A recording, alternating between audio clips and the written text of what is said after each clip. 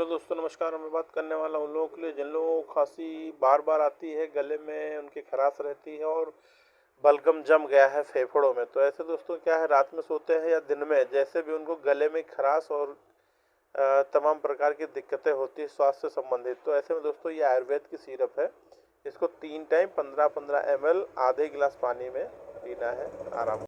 Hello दोस्तों, नमस्कार। मैं बात करने वाला हूँ उन लोगों के लिए जिन लोगों को खांसी बार बार आती है, गले में उनकी खराश रहती है और बलगम जम गया है फेफड़ों में। तो ऐसे दोस्तों क्या है, रात में सोते हैं या दिन में, जैसे भी उनको गले में खराश और तमाम प्रकार की दिक्कतें होती है स्वास्थ्य से संबंधित। तो ऐसे में दोस्तों ये आयुर्वेद की सिरप है।